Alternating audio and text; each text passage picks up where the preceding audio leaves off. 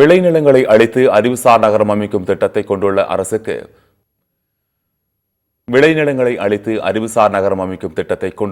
முதலாளிகளுக்கு ஆதரவாக செயல்பட்டு வருகிறது என்று பாமக தலைவர் அன்புமணி ராமதாஸ் குற்றம் சாட்டியுள்ளார். உழவர் பேரியக்கத்தின் மாநில மாநாட்டில் பேசிய அன்புமணி ராமதாஸ், விவசாயிகளின் பிரச்சனைகளை புரிந்து கொண்டிருக்கும் ஒரே கட்சி பாமக தான் என குறிப்பிட்டார்.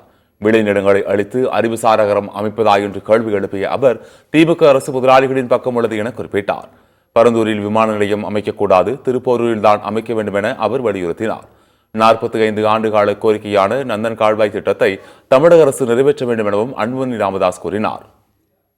திருவள்ளூர் மாவட்டம் எடுத்துங்க, அங்க இன்றைக்கு அறிவுசார் நகர், இன்டெலெக்சுவல் சிட்டியா. அது என்ன தெரியுமா? முப்போகம் விளைகின்ற அந்த மண்ணை எடுத்து 1200 ஏக்கர் நிலத்தை எடுத்து அது அமெரிக்காவில் உள்ள ஒரு நிறுவனத்துக்கு கொடுக்கறது தான். அவங்க இங்க தமிழ்நாட்டு மக்களுக்கு அறிவை ஊட்ட போறாங்களாம். இதுதான் அறிவுசார் நகரம்.